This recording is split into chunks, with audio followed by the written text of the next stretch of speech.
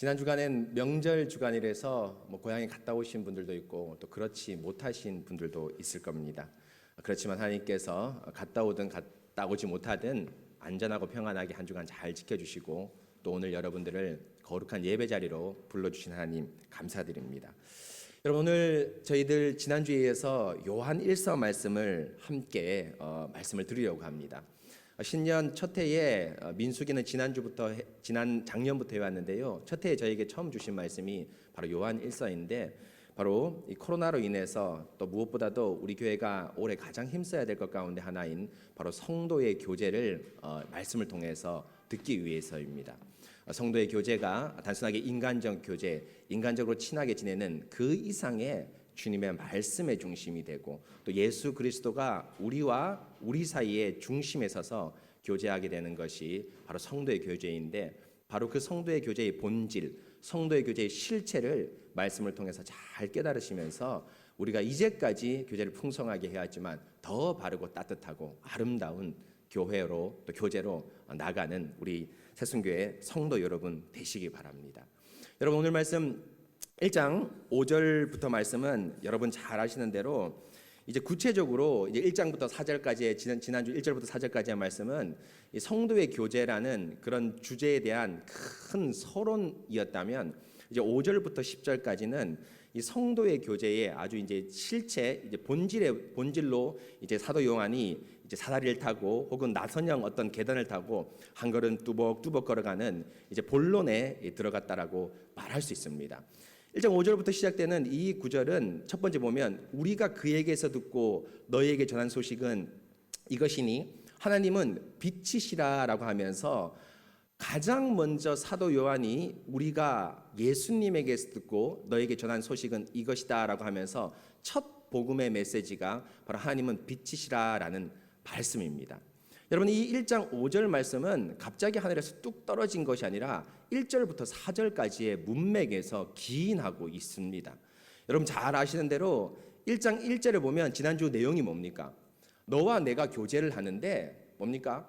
우리의 교제는 인간과 인간, 사람과 사람이 나누는 그냥 인간의 정, 따뜻한 이웃 사촌끼리의 그런 정이 아니라 우리가 듣고 우리가 보고 자세히 살펴보고 만진 우리가 전한 이 복음으로 함께 교제하는 것이 바로 참된 교제다라고 지난 주간에 말씀을 선포하고, 그것이 1장 1절부터 4절의 내용입니다. 그건 무엇입니까? 바로 사도적 복음, 바로 다른 시상한 복음, 또 시상한 어떤 영지주의나 이런 이단들의 복음이 아니라 내가 너희에게 전한 이 복음, 예수님이 12명의 사도들에게 위임한 사도적 복음을 통해서만 너와 나가 교제할 수 있다라는 것이 지난 주간의 말씀이었습니다. 그 지난 주간에 사도의 복음이라는 형식, 그 형식을 잘 사도적 복음이라는 걸 가지고 교제해야 된다라고 말했다면, 이제 1장 5절에 보십시오. 우리가 그에게서 듣고는 뭡니까? 1장 1절에 우리가 들은 바입니다. 우리가 듣고 보고 자세히 보고 손으로 만진 건데, 그것 가운데 지난주에는 그것이 예수님이고 우리가 정통복음이라 얘기했다면, 오늘 1장 5절에서는 바로 우리가 그에게서 듣고 보고 자세히 보고 손으로 만진바된 그것을 너에게 전하는데, 그 첫 번째 메시지가 바로 무엇이냐 하면 바로 하나님은 빛이시다라고 말씀하는 겁니다. 여러분, 이 하나님은 빛이시다라는 것이 뭘 얘기할까요? 바로 너와 내가 교제하려면 뭡니까? 하나님이 빛이시고 죄가 없으신 것처럼 너와 내가 어떻게 됩니까? 죄가 없을 때, 그럴 때 풍성한 바로 바른 아름다운 성도와 성도 사이에 교제가 일어날 수 있다라고 말하는 것입니다. 하나님은 빛이시기 때문에 너희도 이 빛 안에 들어오고 또 빛의 자녀로서 행동을 할 때 성도와 성도의 교제가 일어나고 하나님과 우리 사이에 교제가 일어날 수 있다라고 말합니다. 여러분, 이 빛이 얼마나 밝은 빛이냐면 어둠이 조금 더 없다라고 말합니다. 하나님은 죄된 생각, 죄의 이것만치, 눈꼽만치도 죄와 상관없다라는 것을 말합니다. 여러분, 이 어둠이 조금 더 없다라는 말을 우리가 참 지금 현대에는 이해하기 어렵습니다. 왜 이해하기 어렵냐 하면 이 세상이 너무 어떻게 합니까? 밝기 때문이죠. 낮에는 밝은 것은 말할 것도 없고 밤에도 여러분 뭡니까? 이게 어둡다고 말할 그럴 처지가 안 됩니다. 여기저기 조명이 켜져 있어서 어떻게 됩니까?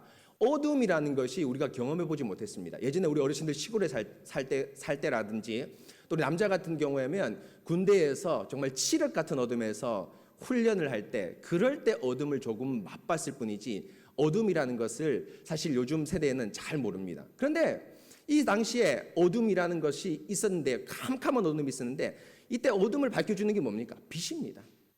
전등 하나, 햇빛 하나가 탁 들어오면 그 어둠이 싹 물러가고 환하게 되고 정말 눈부시듯이 우리 하나님께서 어떻게 하십니까? 바로 어둠이 전혀 없는 완전한 빛 가운데, 완전한 거룩 가운데, 죄가 없는 완전 무결의 상태를 가지고 계시는데 바로 그 빛이 없는, 어둠이 없는 빛의 상태에 있을 때 바로 하나님과 우리가 교제할 수 있다라고 말하고 있습니다.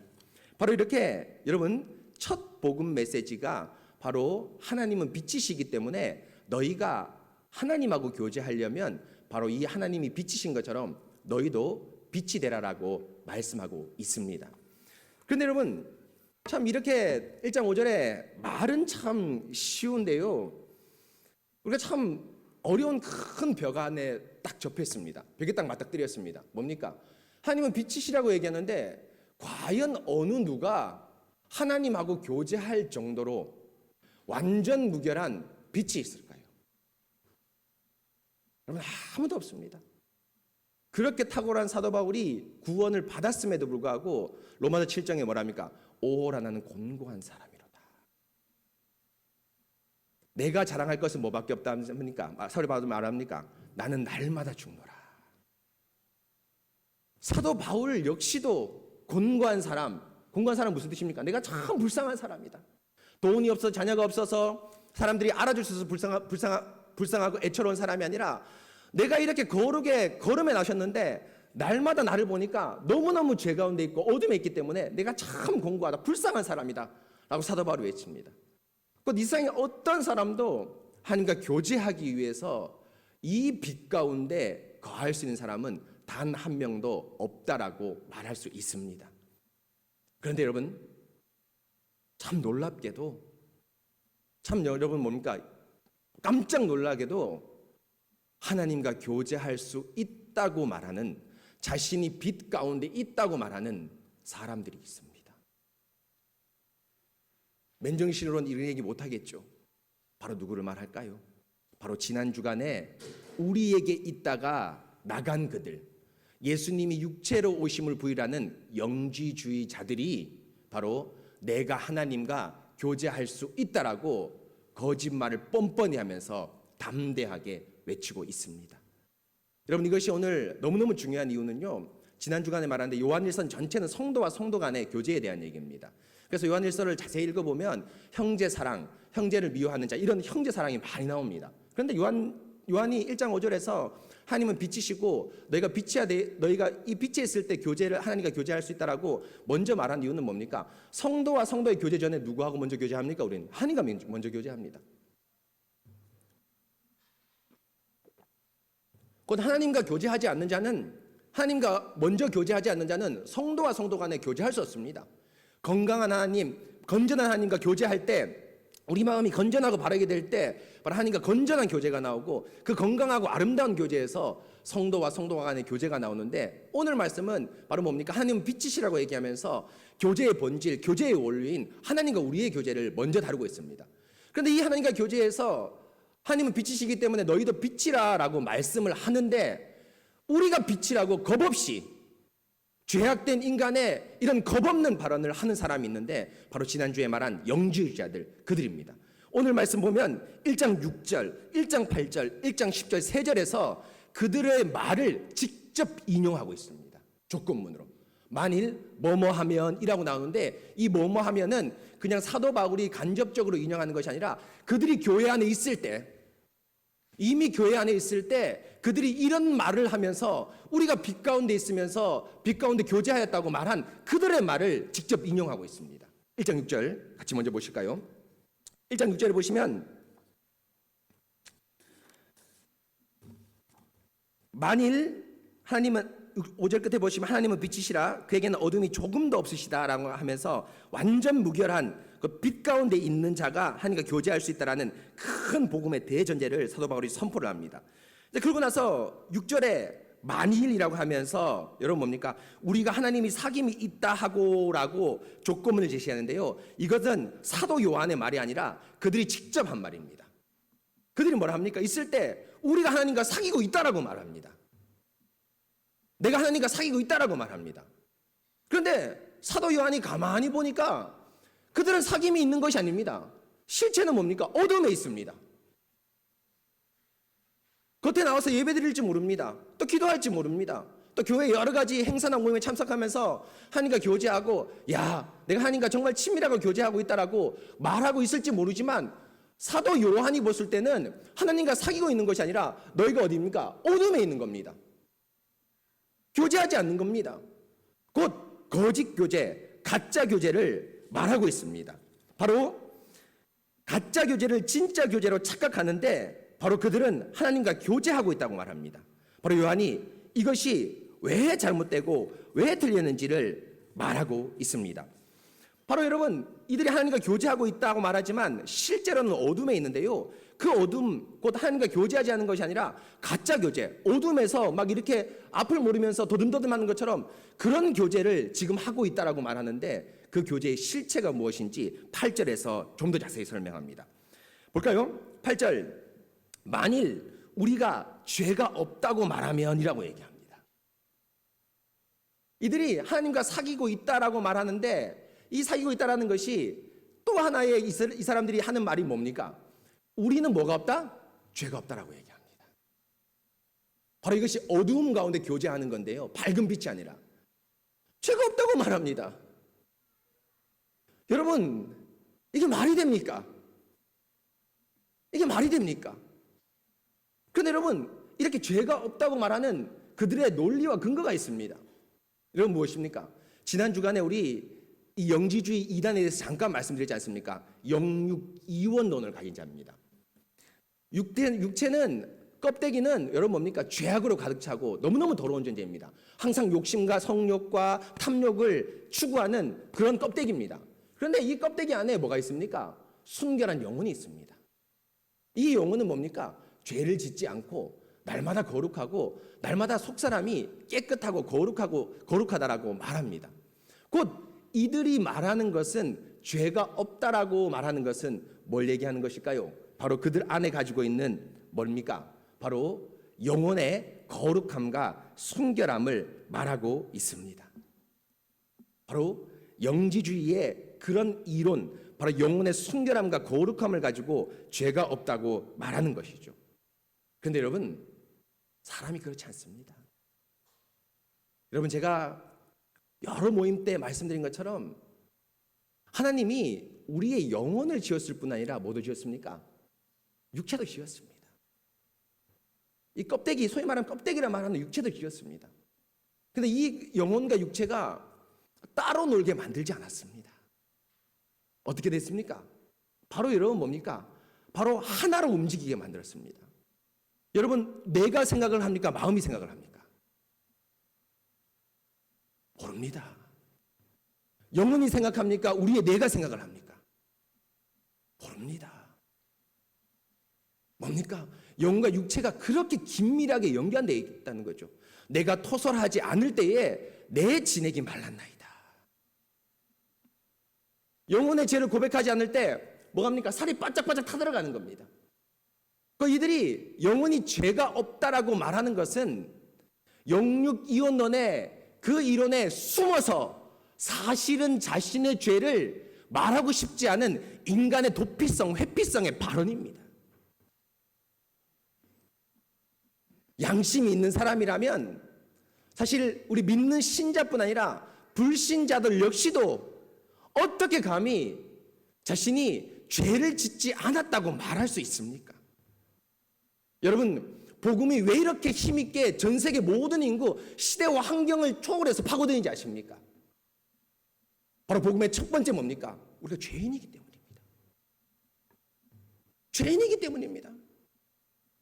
여러분이 죄인이라는 것은 여러분 뭡니까? 공자맹자라는 윤리를 갖다 드리는 그런 문제가 아니라 바로 여러분 법을 갖다 대려는 그런 문제가 아니라 영혼 깊은 곳에서 여러분들이 뭡니까? 하나님과 이웃보다 나의 욕심을 위해 살고 있는 존재라는 것을 그 누구도 부인하지 못합니다. 그런데 이 영지주의자들은 사실은 영육이원론이라는 그 커튼 뒤에 숨어서, 그 벽에 숨어서 사실은 자신의 죄가 없다는 것을 얘기하고 싶은 죄의 도피와 회피를 얘기하고 싶을 뿐이죠. 간악한 인간의 죄악된 어떤 변명, 핑계입니다. 그런데 여러분, 이 핑계가 여기에서 멈추지 않습니다. 10절 보면 그들의 핑계, 그들의 죄악은 한 걸음 더 나갑니다. 10절에 보십시오. 10절도 역시 그들의 말을 직접 인용하고 있는데요. 10절 보면 만일 우리가 범죄하지 아니하였다 하면 하나님을 거짓말하는 이로 만드신 것이니 라고 얘기하는데 10절에 보면 그들이 또 뭐라고 얘기합니까? 우리가 범죄하지 않았다라고 얘기합니다. 여러분, 이거는 8절하고 다릅니다. 8절은 뭡니까? 우리가 죄가 없다는 겁니다. 이거는 뭘 얘기하는 거죠? 제가 아까 말한 대로 영육이원론의 기초에서 우리의 본성, 그 소위 말하면 전애들이 말하는 여러분 뭡니까? 우리 안에 있는 속사람, 영혼이 죄에 물들지 않았다라고 말하는 겁니다. 뭐 이게 틀렸긴 하고 나쁘긴 하지만 이 정도까지는 저들의 이론에 기댄다고 해서 뭐 이해합니다. 뭐 이해 안 되지만 이해해 줍시다. 그런데 10절에 우리가 범죄하지 않았다라는 것은 동사를 다르게 씁니다. 8절은 내가 죄를 가지지 않았다. 히브리어를 쓰지만 여기서는 에코라고 해서 행하다. 죄를 짓지 않았다.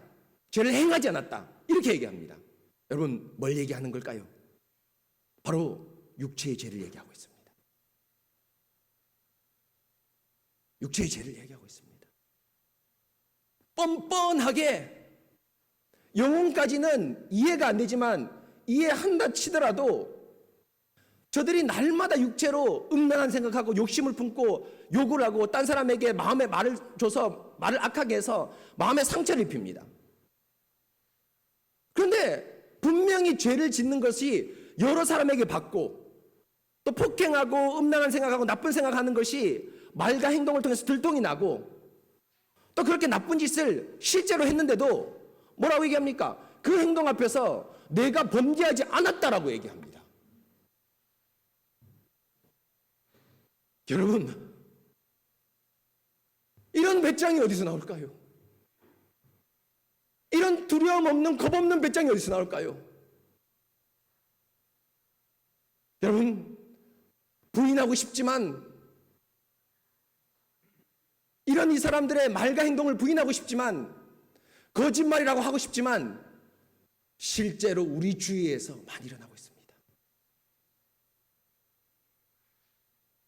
여러분 보십시오. 요즘 극악한 범죄를 저지르놓고 그 사람들이 하는 말이 뭡니까? 형량을 낮추기 위해서 뭡니까? 심신이 미약했다.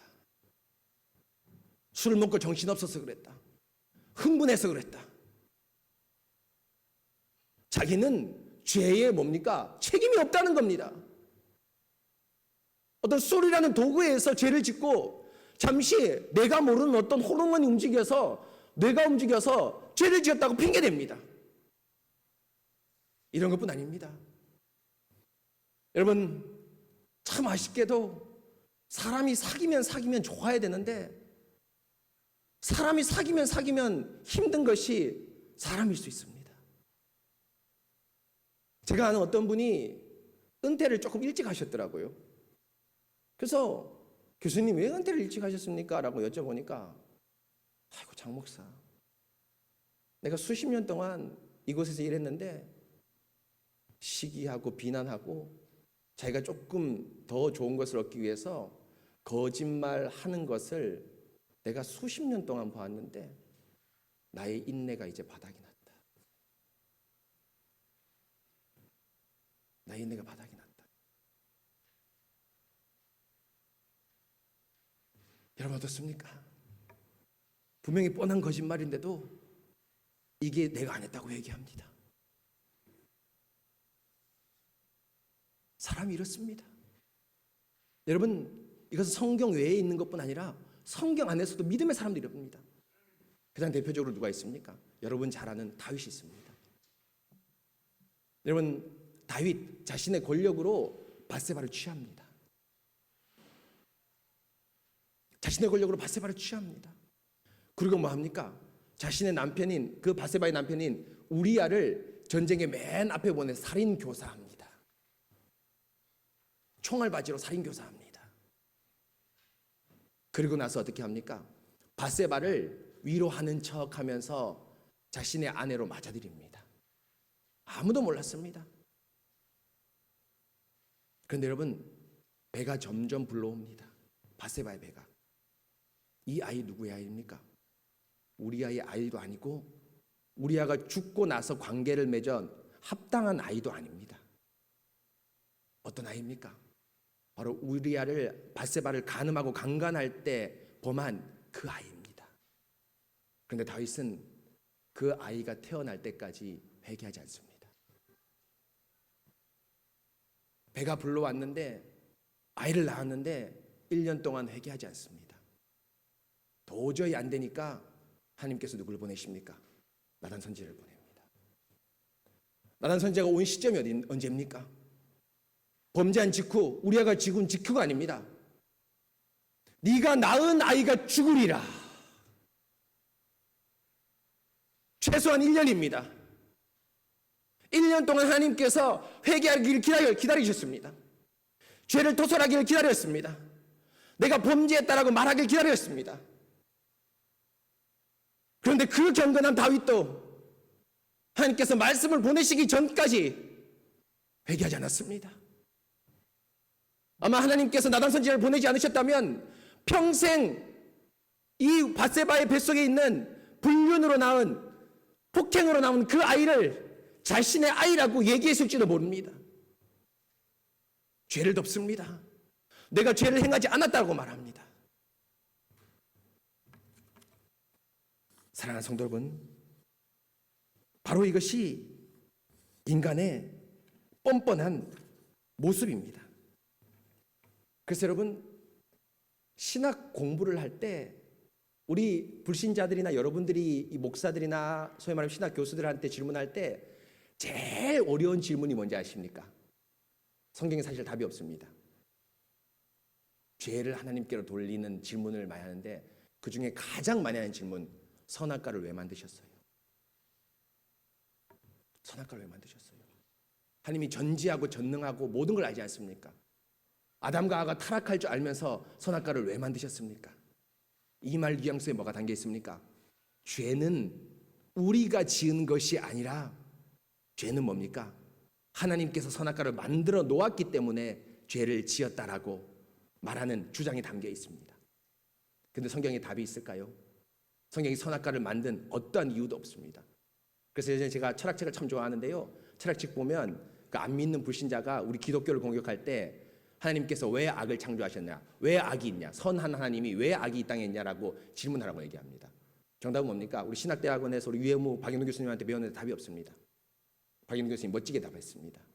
이 답은 직접적인 답은 없지만 답은 뭔지 아십니까? 성경은 죄의 기원을 우리에게 말하지 않고 우리를 죄인이라고 말하고 있습니다. 죄의 기원을 밝혀놓지 않습니다.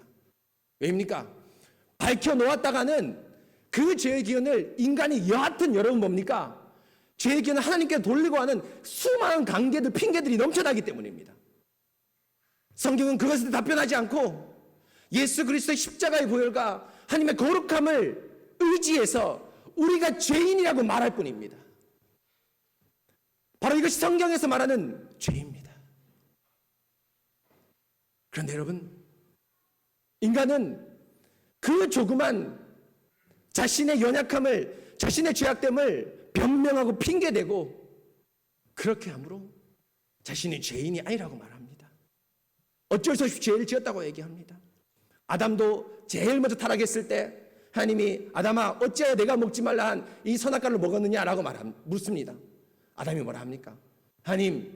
하나님께서 내게 주신 이 여자 때문에 내가 선악과를 먹었습니다. 내게 주신 이 여자 때문에 내가 선악과를 먹었습니다 하면서 죄를 누구에게 돌립니까? 하나님에게 돌립니다.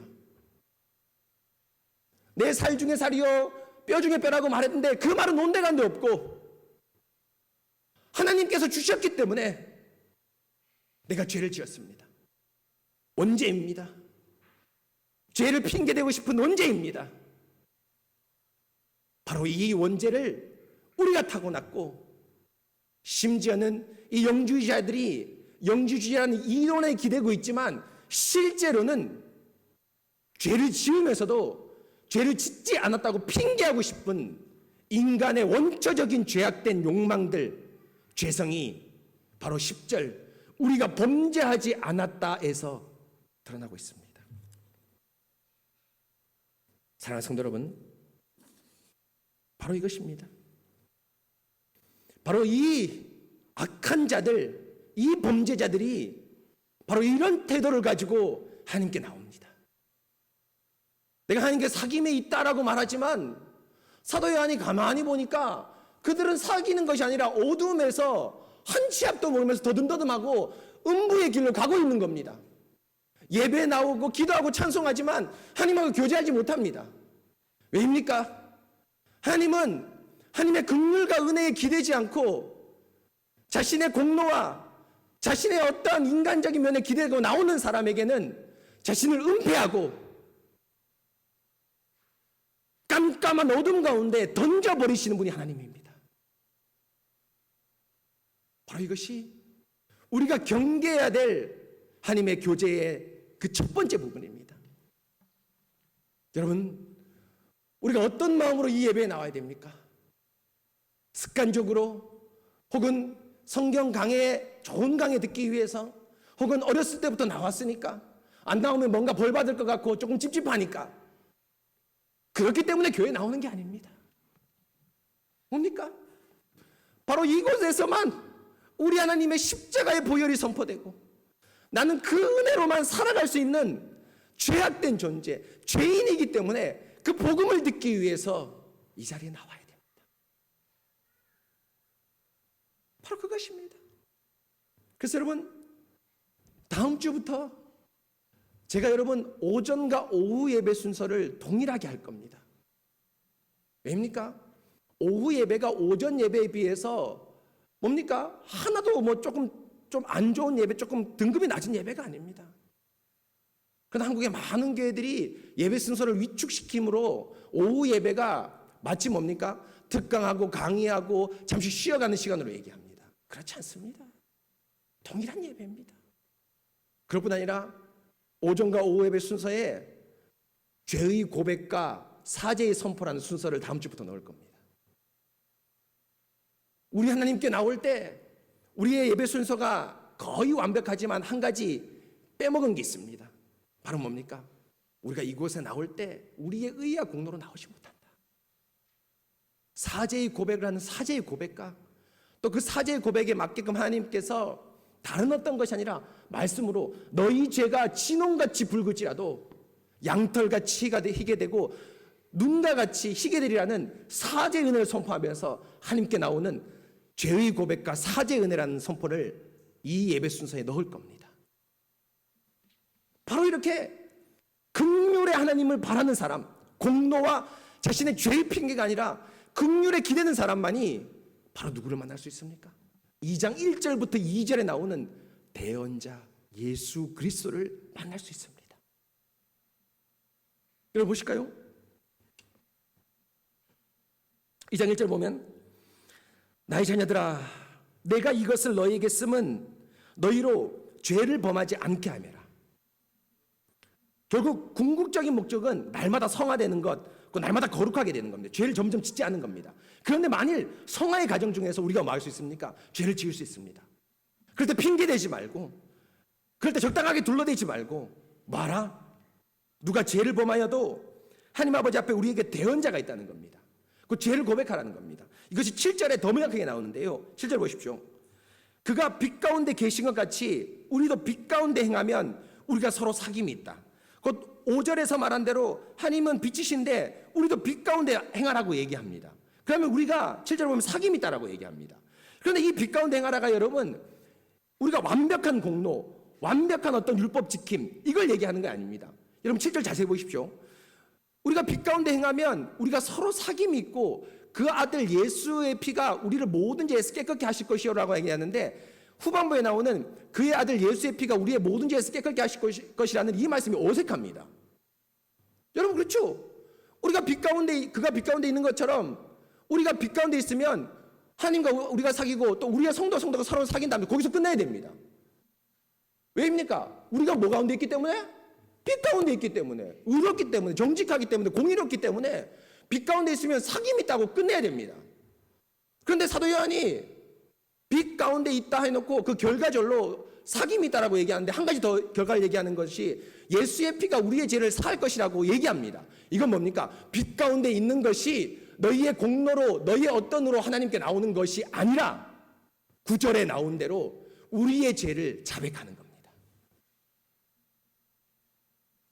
어떤 공로로 나오는 것이 아닙니다. 어떤 의로움으로 나오는 것이 아닙니다. 그러면 우리의 사귐에서 이 말씀이 7절에서 끝나야 됩니다. 그런데 사도 요한이 뭐합니까? 빛 가운데 행하고 빛 가운데 나오면 사귐이 있고 예수님이 너희를 깨끗게 해주실 것이다. 바로 빛 가운데 있는 것은 1장 9절에 말한, 6절하고 다른 게 7절이고요 8절하고 다른 게 9절입니다. 1장 9절에서 말한 만일 우리가 우리의 죄를 자백하면, 여러분 무슨 말입니까? 성도가 가장 빛나는 행동이 뭡니까?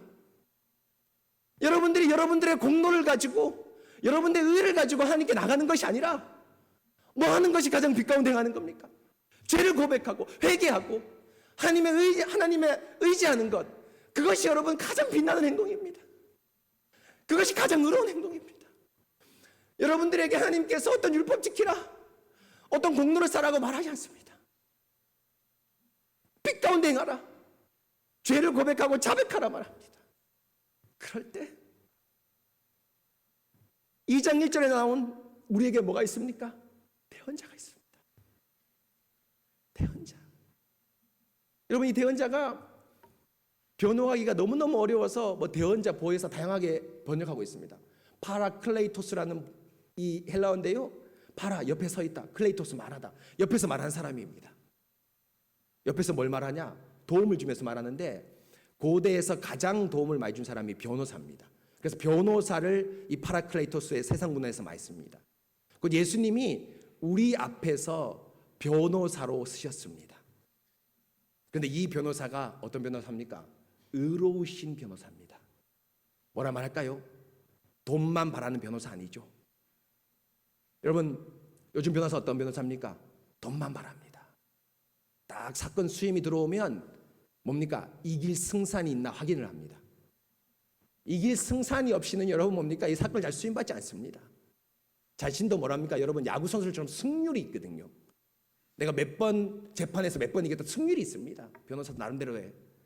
승률에 해가 될 거 안 합니다.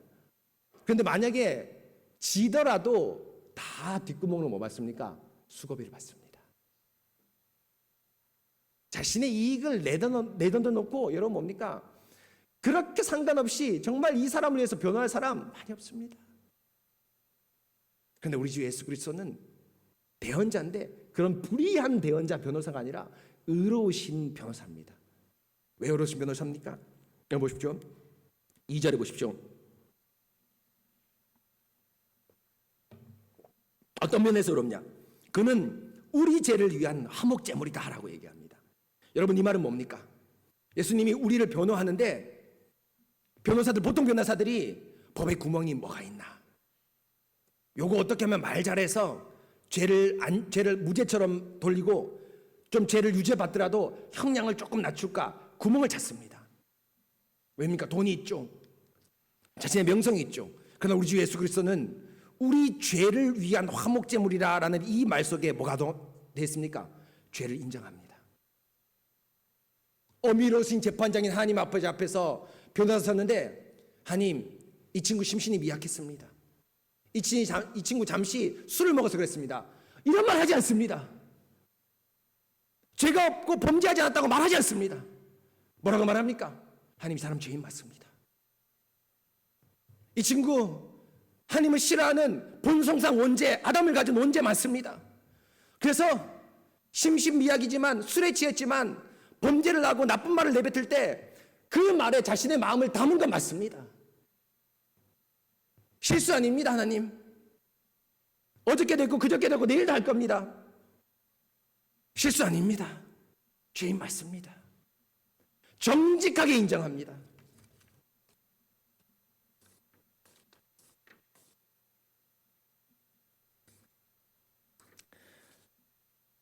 정직하게 인정합니다.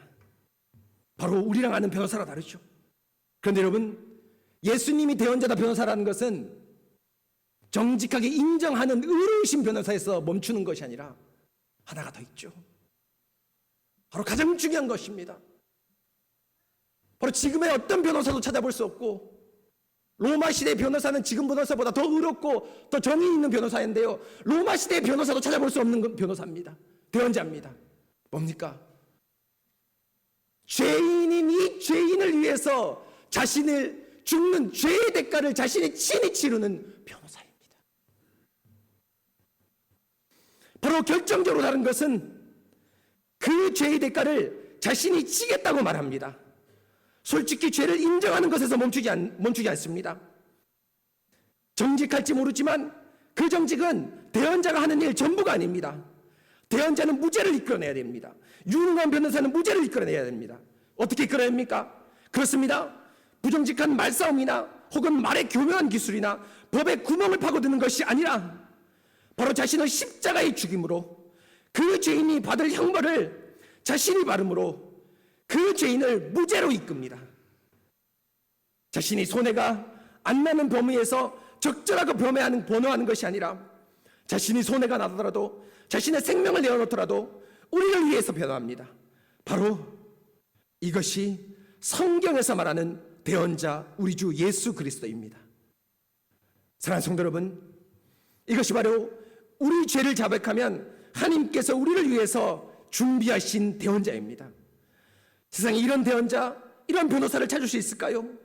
어떤 소송을 맡을 때 자기가 이길 수 있을지를 검토한 다음 그 사건을 결정하고 동시에 만일 질 것을 대비해서 자신의 수고비를 다 챙기는 것이 사람의 속성, 그런 사람들입니다.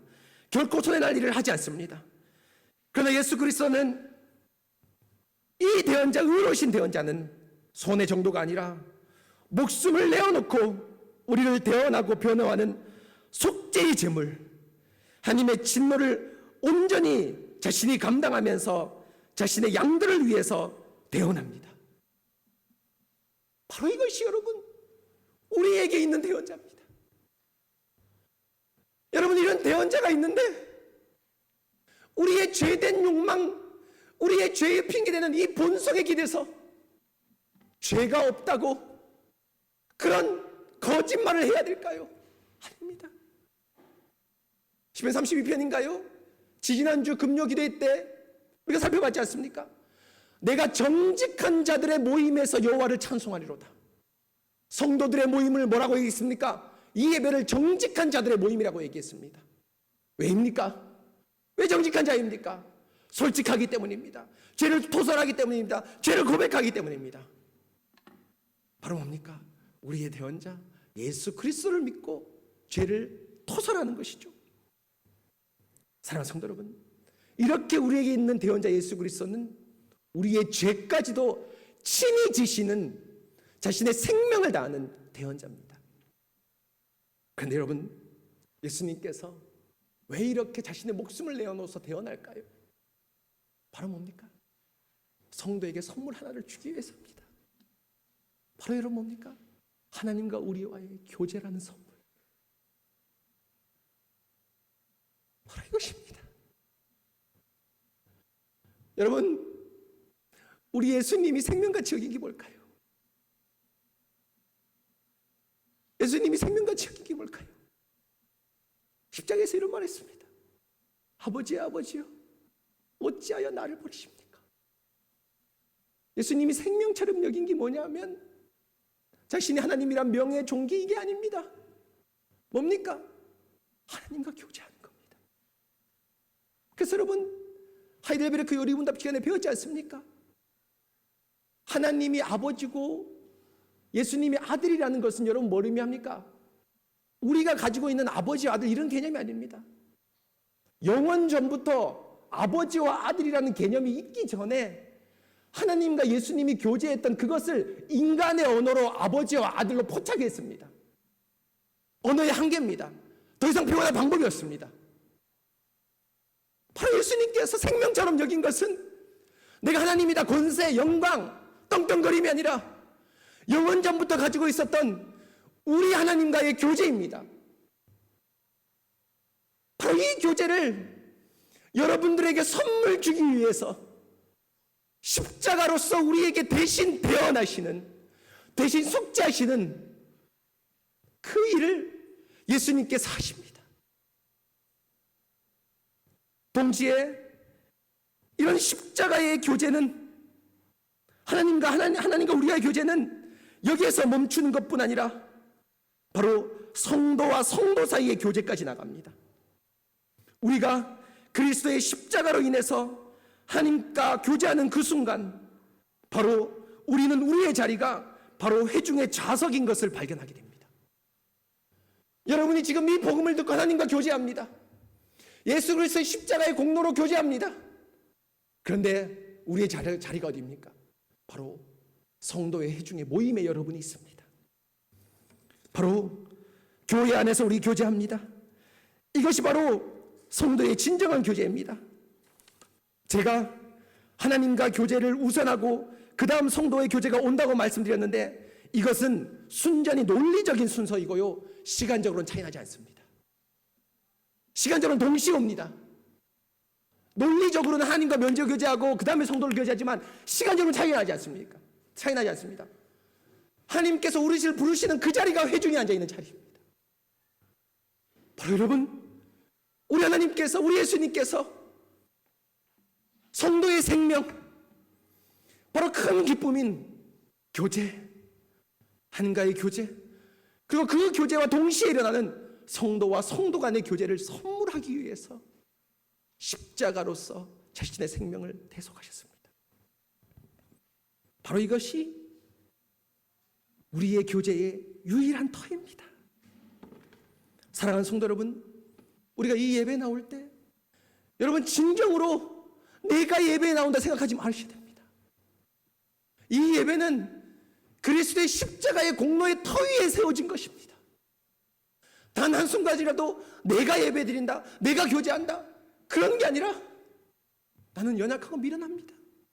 말할 때도 내가 좀 잘난 사람, 내가 좀 뛰어난 사람, 내가 좀 괜찮은 사람이라고 얘기하고 싶습니다. 그런데 이 모든 죄악된 것을 다 덮으시고 내가 이곳에서 하나님께 나올 수 있고 우리 성도들과 교제할 수 있는 근본적인 겸손을 주신 것은 바로 십자가의 터 위에 우리를 하나님께서 불러주셨기 때문입니다 라는 그 고백에서 나오는 자만이 진정 여러분들이 예배드릴 수 있습니다. 사랑하는 성도 여러분, 이것이 1장 7절에서 말한 성도들의 가장 빛나는 행동이고 태도입니다. 그가 빛 가운데 계신 것 같이 우리도 빛 가운데 행하면 하나님의 가장 빛나는 행동이 뭘까요? 우리에게 죄를 용서해 주는 것이 가장 빛나는 행동입니다. 우리에게 가장 빛나는 행동이 뭘까요? 우리가 죄를 토설하고 그리스도만을 의지하는 것, 예수님만을 의지하는 것, 가장 빛나는 행동입니다. 그러면 우리가 서로 사귐이 있고 그의 아들 예수 그리스도의 피가 우리를 모든 죄에서 깨끗게 하실 것이요. 사랑하는 새순교회 성도 여러분, 우리 새순교회 성도 여러분, 이런 빛나는 성도 되시기 바랍니다. 이런 아름다운 성도 되시기 바랍니다. 정말 겸손과 그리스도를 의지하는 그 겸손의 마음이 넘쳐 흘러나서 이곳 예배에서 하나님의 말씀을 듬뿍 겸손한 마음에 받으시고요. 여러분, 성도들이 서로 말하고 갈 때 정말 뭡니까? 너무 따뜻하다. 너무 좋다. 야, 빨리 마스크 벗고 좀 얘기했으면 좋겠다. 이런 따뜻한 교회, 아름다운 교회 되시길 바랍니다. 여러분, 저도 참 마음이 어렵습니다. 겸손해지고 낮아져야 되는데 너무너무 어렵습니다. 그런데 여러분, 비법이 있습니다. 나는 날마다 죽노라. 여러분이 날마다 죽읍시다. 십자가의 보혈 앞에 날마다 죽읍시다. 그러면 하나님께서 그걸 가장 빛나는 행동으로 보시고 그리스도 예수의 보혈의 피를 여러분 가운데 뿌려주실 것입니다. 날마다 그리스도만을 의지하는 빛 가운데 행하시는 여러분 되시기 바랍니다. 여러분 이 시간 함께 같이 기도하도록 하겠습니다.